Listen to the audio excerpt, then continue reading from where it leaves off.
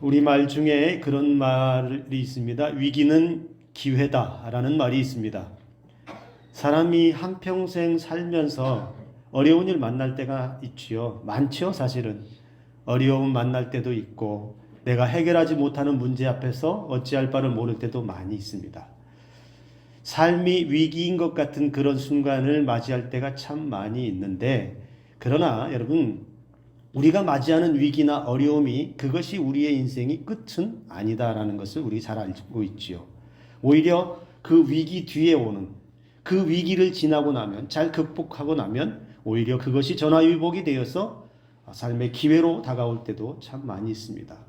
우리 주변에 흔히 이제 성공했다라고 하는 사람들, 사회적으로든 어떤 모습으로든 성공했다라고 하는 사람들은 처음부터 성공의 길을 걸어간 사람은 거의 없을 것입니다.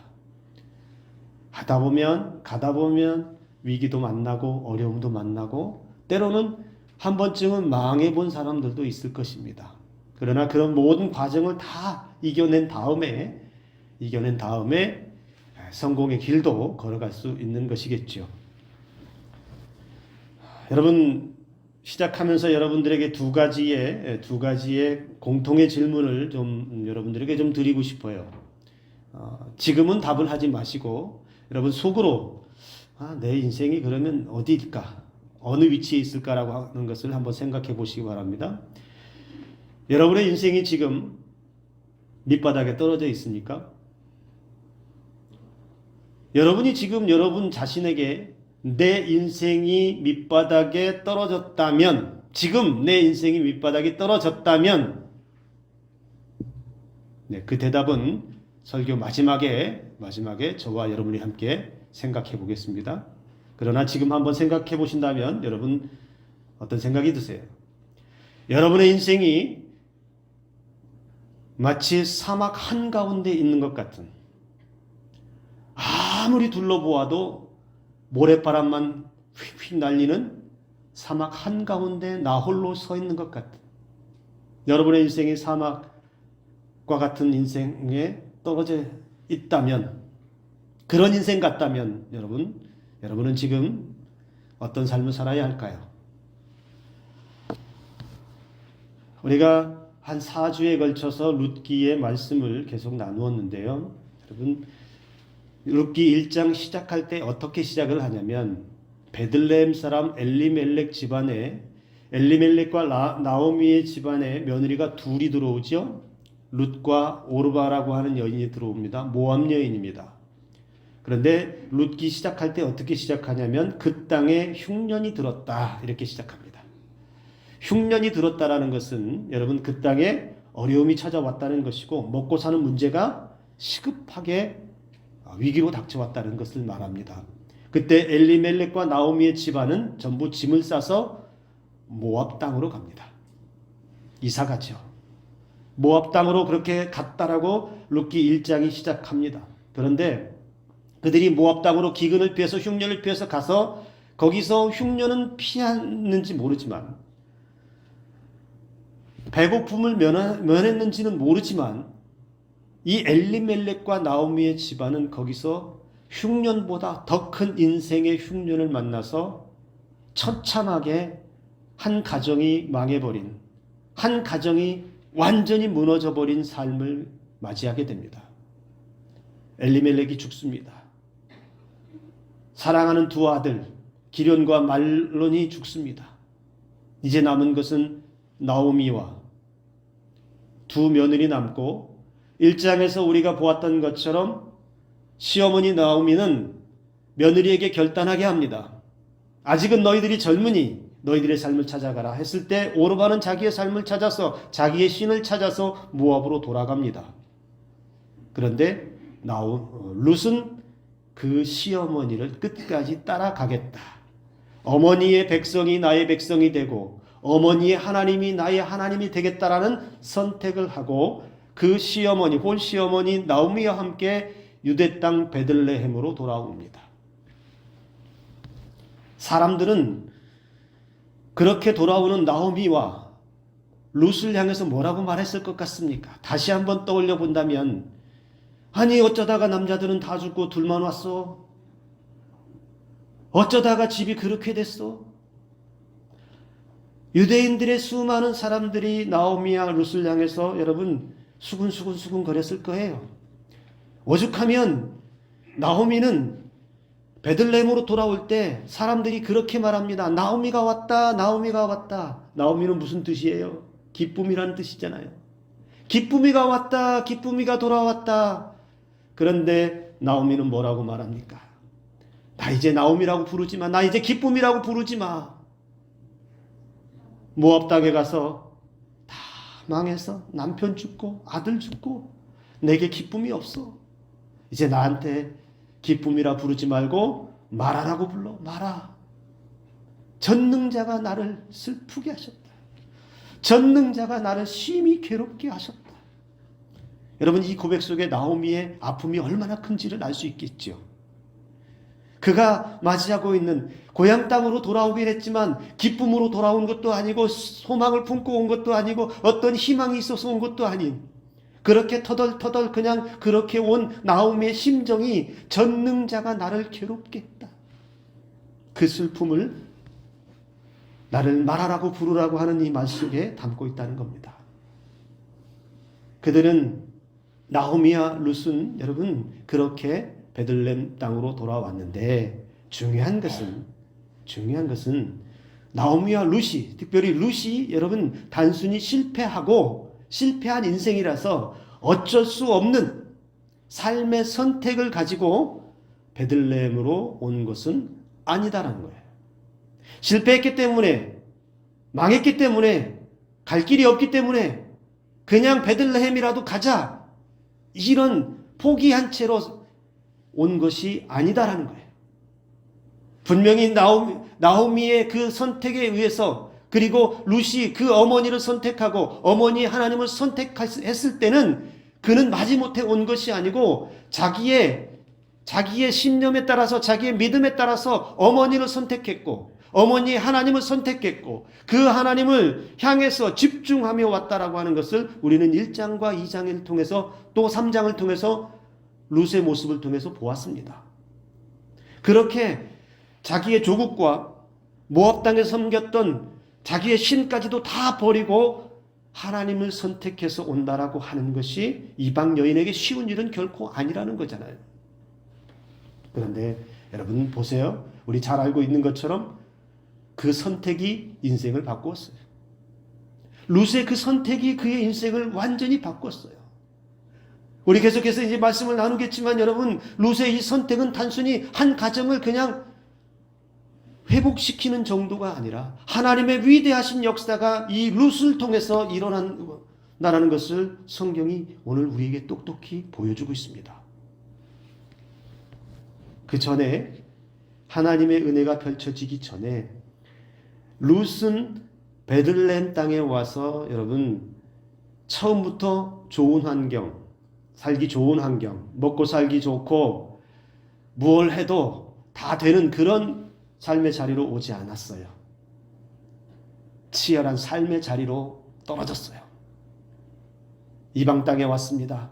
전부 다 낯선 사람들 뿐이에요. 얼마든지 텃세가 있고 왕따가 있을 수 있어요. 어디 가서 돈 벌 만한 그런 자리도 없습니다. 그런데 그가 선택한 것 이삭 줍기라고 하는 당시에 가장 열악한 사람들이 가장 가난한 사람들이 최소한의 삶을 위해서 할 수 있는 이삭 줍기 그 삶을 선택해서 자기에게 주어진 삶을 허투루 낭비하거나 그 삶이 비참하다고 원망하거나 불평하지 않고 하루하루 땀 흘리며 성실하게 그 밭에 나가서 이삭을 주워서 그 홀시어머니를 다 모시고 살아가는 삶의 자리로 들어왔습니다. 이 행위 자체는 여러분 어떻게 요행 바라지 않고 유대인의 율법 은혜 아래로 들어와서 그 율법의 은혜 아래서 살 수 있는 방법을 선택했다라는 것이지요. 오늘 이 자리에 계신 분들 다시 한번 우리의 삶을 되돌아보면서도 또는 지금 현재의 나의 모습을 보면서도 나에게 매일 주어지는 삶이 열악하다고 참 안 된다고 참 일이 안 풀린다고 생각해 보신 적 있으시죠? 한 번쯤은 그런 적 있으실 거예요. 뭘 해도 잘 안 될 때가 있고, 뭘 좀 해보려고 하면 뭐 이렇게 안 되는 게 많고, 뭐 이렇게 제약도 많고, 뭐가 그렇게 어려운지 벽에 부딪힐 때가 있었잖아요. 그런데 여러분, 여기 나오미와 룻을 한번 본다면 분명히 그들도 열악한 삶인데요. 그들도 힘든 삶인데요. 누구 하나 이 가정에 도움 줄 만한 사람이 없는 시대에 가장 낮은 곳에서 살아야 하는 삶인데요. 그들은 원망했거나 불평했거나 그 삶을 한탄한 적이 없다라는 거예요. 자기에게 주어지는 삶의 환경을 충실하게 다 받아들였다는 거예요. 그러면서 그 충실하게 받아들이는 삶을 통해서 하나님께서 매일매일 어떻게 그들의 삶을 인도해 가시는지 그걸 두 눈으로 보면서 살아갔다는 거예요. 그렇게 살아가는 삶의 자리에서 하나님께서 어떻게 하셨을까요? 룻의 발걸음을 보아스라고 하는 당시 친척 중에 기업물을 유력한 자에게로 인도하신다는 거예요. 처음부터 하나님, 이 지역에 있는 유력한 자를 내게 주십시오. 누가 유력한데 보아스라고 하는 사람이 유력합디다. 그러니까 나를 보아스에게 보내주십시오. 이렇게 기도한 흔적이 단 한 번도 나오지 않아요. 자기에게 주어진 삶의 자리를 있는 그대로 다 받아들이면서 그 자리에서 성실하게 땀 흘리면서 열심을 다해 자기 삶을 살아갑니다. 그런데 하나님은 그렇게 성실하게 땀 흘려 살아가는 룻의 발걸음을 보아스의 밭으로, 성경은 우연이라고 말했지만 하나님은 우연이라고 하는 그 사건을 통해서 보아스라고 하는 사람과 연결을 시켜요. 보아스의 시선에 들게끔 그 발걸음을 인도했다는 거예요. 여러분, 우리의 삶이 연약하다고, 우리의 삶이 열악해서 부족하다고, 내 삶이 잘 안 되는 삶에 혹시라도 다시 그런 삶에 떨어진다 하더라도 우리가 기억할 것은 하나님은 내가 열심히 살아가는 삶의 자리에서 반드시 은혜 주신다는 사실을 잊지 마시기 바랍니다. 내가 땀 흘려 성실하게 수고하고 내가 하나님 앞에 하나님이 오늘 내 삶을 어떻게 인도하실까? 하나님이 오늘 내 삶에 어떤 사람들을 붙여주시고 하나님께서 내 삶에서 어떠한 길로 인도하실까라고 하는 것을 매일매일 기대하면서 살아가는 사람에게는 반드시 하나님께서 선한 길로 인도해 주신다는 거예요. 룻의 삶을 보면 그걸 볼 수 있다는 겁니다. 그렇게 하나님께서 보아스를 룻과 만나게 하십니다. 극적으로 또 만나게 하셔요. 이삭을 줍는데도 보아스가 일부러 이삭을 떨어뜨리게도 해줬지만, 여러분, 누가 먼저 청혼을 했었죠? 보아스가 마음에 들어서 나랑 결혼합시다 이게 아니었어요. 나오미를 통해서 밤에 잠들 때 몰래 가서 보아스의 그 발치 아래서 이불을 함께 덮고 누워라. 그래서 시어머니의 말대로 순종하면서 이 룻은 자기의 수치와 모욕이 있음에도 불구하고 그 발치 아래서 어머니 말대로 이불을 덮고 누워요. 이걸 통해 보아스와 룻의 극적인 만남이 이루어지잖아요. 그리고 본격적으로 기업 물을 자에 대한 일들을 진행시키잖아요. 보아스보다 더 유력한 사람이 있었을 때에 그에게 기업을 물을 것인지 안 물을 것인지를 의견을 물어본 다음에 그가 거절했을 때에 보아스가 거기에 대한 기업 물을 자에 대한 책임을 지고 이제 룻과 결혼을 하게 됩니다. 결혼했어요. 오늘 13절의 말씀을 보니까 룻과 보아스에게서 결혼한 이후에 어떤 일이 벌어져요? 아들이 태어났습니다. 여러분, 이미 한번 결혼했을 때에 룻이 한번 결혼하고 모압 땅에 가서 살고 죽기까지, 남편이 죽기까지 자녀가 없었어요. 그런데 하나님께서 보아스를 통해서 또 다른 기업을 이어가게 하실 때, 대를 이어가게 하실 때 결혼을 통해서 그에게 아들을 주시는 장면이 오늘 13절에 나타났습니다. 찬송할지로다 여호와께서 오늘 내게 기업 물을 자가 없게 하지 아니하셨도다. 이 아이의 이름이 이스라엘 중에 유명하게 되기를 원하노라. 14절에 말씀합니다. 이는 내 생명의 회복자이며 내 노년의 봉양자라. 곧 너를 사랑하며 7 아들보다 귀한 내 며느리가 낳은 자로다. 얼마나 기쁘겠어요. 얼마나 기쁘겠어요. 이 아들을 낳기까지 남편이 처음에 만났던 남편이 죽은 이후에 이 아들을 낳기까지 얼마나 어려운 삶을 살았을까요? 얼마나 힘겨운 삶을 살았을까요? 얼마나 열악한 삶을 살았을까요? 그러나 하나님께서 그의 삶에 이토록 크신 은혜를 통하여 대를 잇지 못할 것 같았는데, 기업을 잇지 못할 것 같았는데, 이제 이 아들을 통해서 하나님께서 기업을 이어갈, 대를 이어갈 은혜를 주셨다는 겁니다. 룻에게는요, 가능성이 보였을까요? 나는 다시 결혼해서 나는 베들레헴 땅 어머니 고향 가면 분명히 나는 좋은 남자 만나서 거기서 대를 이을 거야. 내가 딱 봐서 마음에 드는 사람 콕 찍어서 보란 듯이 내가 성공할 거야. 이런 꿈을 가지고 있었을까요? 그런 거 아니라는 거예요. 철저하게 하나님께서 룻을 움직이시는, 보아스를 움직이시는, 하나님을 선택하고 하나님께 집중한 사람에게 역사하시는 은혜를 보여주신다는 겁니다. 룻에게는 어쩌면, 나오미에게는 어쩌면 회복 가능성이 0%, 도저히 회복할 수 없는 그런 가정이라고도 할 수 있다는 겁니다. 그런데 회복 가능성 0%도 하나님은 어떻게 바꾸셔요? 사람의 불가능이 하나님의 불가능은 아니죠. 하나님은 그 가정, 아무리 보아도 사람들이 생각해도 회복 가능성이 없는 그 가정에서도 생명이 시작되게 하시는 은총을 베풀어 주신다는 겁니다. 오늘 이 자리에 계신 여러분들에게 그런 생명의 능력이 나타날 수 있기를 주님의 이름으로 축복합니다. 내 인생이 밑바닥에 떨어져 있다 하더라도, 내 인생이 사막 한가운데 사는 것과 같다 하더라도, 그곳에서 0%의 가능성도 보이지 않는다 하더라도 하나님께서 저와 여러분들의 인생을 선하게 아름답게 인도하시는 은혜의 삶이 오늘 이후에 또다시 펼쳐질 줄로 믿습니다. 룻과 보아스에게 아들이 태어나면서 더 이상 룻은 절망의 여인이 아닙니다. 절망의 여인이 아닙니다. 한많은 여인이 아닙니다. 그런데 여러분, 룻기 4장 끝날 무렵 18절부터 22절까지 뭐가 등장을 하냐면 족보가 등장을 해요. 유다와 다말에게서 낳은 베레스를 시작으로 해서 누구까지의 족보가 기록되냐면 다윗까지 족보를 기록해요. 여러분, 이 성경을 읽으면서, 룻기를 읽으면서 이 부분 18절부터 22절까지의 족보를 보면서 여러분 무슨 생각을 지금까지 하셨어요? 왜 하나님께서 여기에 족보를 기록하셨을까? 그냥 룻이라고 하는 여인이 이렇게 망했다가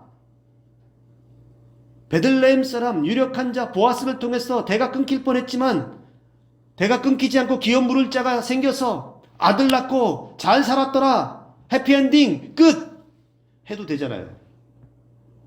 그렇게 해도 얼마든지 이야기가 아름답게 마무리될 수 있는데 왜 끝날 무렵에 그런 이야기를 하지 않고 족보를 기록했느냐라는 것이죠. 룻이 낳은 오벳, 다윗 왕의 할아버지가 됐습니다. 우리 잘 알고 있는 것 하나가 있죠. 다윗 왕까지 이어졌다라고 하는 것이 말해주는 건 뭘 말해주냐? 그 다윗 뒤에 누가 나오죠? 다윗 뒤에 또 누가 기록되어야 해요? 예수 그리스도. 저는 여기에 깜짝 놀랐어요. 왜 마지막에 족보를 기록했을까? 모압 여인 룻은 여러분, 우리 1장에서 모압 여인이라고 하는 걸 밝히면서 시작할 때도 제가 그런 말씀을 드린 적이 있어요. 이 룻은 유대인의 법상, 율법에 의하면 유대인의 회중에 들어올 수 없는 여인입니다. 신명기 23장 3절의 말씀에 보면 모압과 암몬은 영원히 여호와의 총회에 들어올 수 없다라고 율법에서 규정했어요. 즉 이스라엘 공동체 안에 모압 사람이나 암몬 사람은 들어올 수 없는 종족이라는 겁니다. 그런데 지금 룻이 어떻게 기록되고 있습니까? 유대인의 족보에 기록되고 있다는 사실이. 유대인의 총회에 영원히 들어올 수 없는 민족의 여인이 어떻게 유대인의 족보에 들어와 기록될 수 있을까요? 마태복음 1장 5절에도 기록합니다. 보아스는 루색에서 오벳을 낳았다고. 마태복음이 무슨 복음이에요? 가장 유대적인 성향을 가진 복음서예요. 그런데 거기에 룻뿐만이 아니라 다른 이방 여인들도 기록되어 있어요. 어찌 이런 일이 일어나겠느냐? 왜 이것을 기록했느냐라고 하는 걸 우리가 이 시간 한번 잠깐 생각해 볼 필요가 있습니다. 여러분, 룻기의 이야기는 이방 여인 룻이 마치 동화 속의 신데렐라처럼 어려움 잘 극복해서 착하게 선하게 잘 살다가 좋은 남자 만나서 신데렐라처럼 백설공주처럼 해피엔딩을 이루는 이야기를 하고 싶은 게 아니라는 거예요. 선하게 살면, 착하게 살면 좋은 날이 온다, 행복한 날이 온다, 이걸 말해주려고 룻기를 기록한 게 아니라는 겁니다. 이 룻이라고 하는 여인은 빈손의 인생, 존재감 없는 이방 여인으로 망한 인생, 인생의 밑바닥에 떨어져 버린 인생. 그러나 어디 하나 기댈 곳 없는 인생이었지만 그 시어머니 나오미와 함께 하나님을 선택하고 그 선택한 하나님 앞에 집중하며 자기 삶을 열심을 다해 살아갈 때 하나님께서 그의 인생을 어떻게 놀랍게 변화시키는지를 분명히 보여준다는 겁니다. 그런데 그렇게 변화시키고 그렇게 반전의 인생을 주시는데 그 반전이 우리가 상상할 수 없는 반전이라는 거예요. 이 룻기의 이야기는 여러분 어떻게 정의를 할까? 제가 설교 준비하다가 이렇게 정의했어요. 룻기의 이야기는 예수 그리스도로 가는 이야기다. 룻기의 이야기는 신데렐라나 백설공주의 이야기가 아닌 예수 그리스도로 가는 이야기.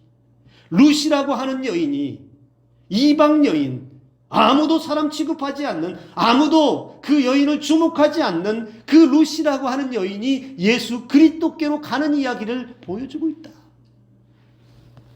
그래서 예수 그리스도께로 가는 이야기를 룻이 썼다는 거예요. 그의 망한 인생에서부터, 처량한 인생에서부터, 인생의 밑바닥에서부터 어디로 갔다고요? 예수 그리스도께로 갔다는 겁니다. 그렇게 험난했고 고통스러울 만큼 처절하게 망해버린 삶을 통해서 보여주고 싶었던 이 룻기의 이야기는 바로 예수 그리스도로 가는 길을 보여주고 있다는 거예요. 오늘 이 길이 바로 저와 여러분들의 인생의 목적이 될 수 있기를 주님의 이름으로 축복합니다. 우리가 지금 살아있는 것, 우리가 지금 인생의 밑바닥에 떨어져 있어도 사막 한가운데 내 인생이 무대가 있는 것 같아도 나는 지금 어디로 간다고 말할 수 있어야 돼요. 예수 그리스도께로 가고 있다. 내 인생의 밑바닥 여기서부터 지금 한 걸음 한 걸음 나는 예수 그리스도께로 가고 있습니다. 내 인생은 인간의 성공 스토리를 쓰기 위해서 가는 게 아니고 예수 그리스도께로 가는 이야기를 나는 쓰고 있다. 내 인생을 이야기를 쓰고 있다. 어쩌면 지금 여기 이 자리에 계신 분들은 여기까지 온 것은 예수 그리스도께로 가까이 오는 인생의 여정을 걸어오시면서 여러분들은 여러분 나름대로의 예수님께로 걸어간 이야기를 써오신 줄로 믿습니다. 그 길을 앞으로도 계속해서 써갈 수 있기를 주님의 이름으로 축복합니다. 여러분 산에 오르신 적 있으시죠? 등산을 하다 보면 그냥 평범한 산, 그냥 높지도 않고 그냥 쉽게 오를 수 있는 산은 아무라도 그냥 쉽게 오를 수 있죠.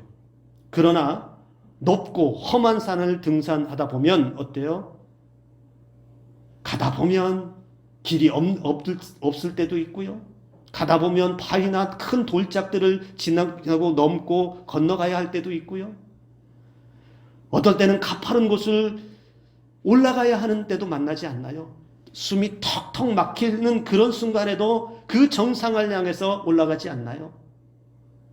마침내 그 정상에 올라갔을 때는 어때요? 야, 내가 지금까지 그 걸어온 시간들이 쫙 보이지 않아요? 저는 고소공포증이 있어서 높은 데는 올라가면 현기증이 나는데 산에 오른 사람들의 이야기는 무슨 이야기를 한결같이 하는지 아세요? 지금까지 힘들게 올라왔던 게 싹 사라지고 저 밑에 내려다 보이는 자연 만물들이 얼마나 아름다운지. 등산할 때도 이런 기분을 느낄 수 있는데요. 하물며 인생은 어떨까요? 하물며 우리의 삶은 어떨까요? 여러분, 시작할 때 우리 화면에도 계속 떠 있었는데 시작할 때 질문을 했었죠. 이제 우리 한번 답을 내려볼까요? 내 인생이 밑바닥에 떨어졌다면, 내 인생이 사막 한가운데서 사는 것과 같다면, 내 인생의 무대가 사막과 같다면 우리는 어떻게 할까요? 제가 청년 시절에 참 위로를 많이 받고 힘을 많이 얻은 책이 한 권이 있어요. 거기 책 제목이 지금까지도 가슴에 남아요. 김진홍 목사님이 쓰신 책이, 여러분 읽어보신 분 계실지 모르겠어요. 바닥에서 살아도 하늘을 본다. 잘 보세요. 여러분 인생의 밑바닥에 떨어졌다 하더라도 거기에서 하늘을 바라볼 수 있는 여러분 되기를 주님의 이름으로 축복합니다. 제 청년 시절에는요, 탄탄대로가 놓여져 있는 청년 시절은 아니었어요. 그런데 저 책을 읽으면서 내가 마음속에 들었던 생각들은 뭐냐? 그래, 내 인생이 지금 여기 하찮게 보일지라도 나는 저 하늘 높은 곳을 바라보며 살아야지. 내가 바라볼 곳은 내 인생의 밑바닥이 처참한 밑바닥을 바라보고 살고 있는 것이 아니고, 나는 여기에서도 고개를 빳빳하게 쳐들고 저 하늘 높은 곳을 바라보면서 하나님께서 내 인생을 어떻게 저 창공에까지 오르게 하실지를 꿈을 꾸며 살았다는 겁니다. 꿈꾸며 산 것이 결코 헛된 거 아니라는 거 여러분 보이세요? 여러분, 제가 여기 저 말에 한 가지를 덧붙입니다. 바닥에서 살아도 하늘을 보는데 그 하늘이 예수 그리스도가 되기를 주님의 이름으로 축복합니다. 내 인생 바닥에서 바라보는 그 하늘이 예수 그리스도가 되어야 합니다. 그래야 내가 예수 그리스도께로 갈 수 있어요. 룻처럼 그 바닥에서 예수 그리스도께로 한 걸음 한 걸음 걸어가면서 내 인생을 바꾸시는 그런 은혜를 누릴 수 있다는 겁니다. 또 하나, 지금 장신대 총장님, 제가 굉장히 존경하고 좋아하는 교수님이신데요. 김은용 교수님, 김은용 총장님이 몇 년 전에 쓰신 책입니다. 멋있지 않아요? 사막에서 별을 노래하다. 여러분 사막에 가보셨어요? 나는 못 가봤어요. 저 못 가봤어요. 그런데 저 심정이 어떤 건지 정확하게 내가 다 이해하지는 못해요. 그런데 여러분 한번 상상해 보세요. 사막 한가운데서 별을 노래할 수 있는 사람. 그 무더위와 그 죽을 것 같은 그 뜨거운 태양빛 아래에서 여러분 별을 노래할 수 있다라고 하는 그 심정이 얼마나 놀랍겠어요. 이게 시적으로 그냥 감상적으로 끝날 일이 아니라 여러분 한번 생각해 보세요.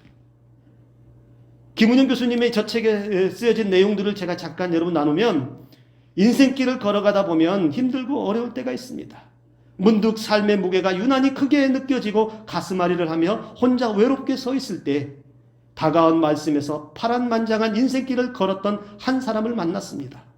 무너질 듯 위태롭던 인생길이 그렇게 끝나는가 싶었는데 부르심 따라 사막길을 걸어간 사람, 그 길을 걸어가면서 하나님을 만나고 그분의 아름다움에 취하는 모습에 전율을 느꼈습니다. 이게 누구를 이야기하냐면 모세를 이야기해요. 여러분, 여기에 저도 다시 한번 하나 덧붙입니다. 내 인생 사막과 같을지라도 그 사막에서 별을 노래하더라도 그 노래하는 별이 예수 그리스도가 되기를 주님의 이름으로 축복합니다. 내 인생의 무대가 사막 한가운데 있어도 거기서 별을 노래하는데 그 별이 예수 그리스도가 된다면 우리는 지금도 사막 한가운데 있을지라도 예수 그리스도께로 걸어가고 있음을 믿으시기 바랍니다. 그렇다면 저와 여러분들은 결코 실패한 인생이 되지 않습니다. 인생의 밑바닥에서 바라보는 하늘 예수 그리스도, 인생의 사막 한가운데서 노래하는 별 예수 그리스도, 우리가 꿈꾸며 가야 할 길이 바로 여기에 있다는 것을 여러분 기억하시면서 다시 한번 생각해 보세요. 지금 나는 어디에 서 있습니까? 지금 여러분은 어떤 삶에 떨어져 있습니까? 지금 여기서부터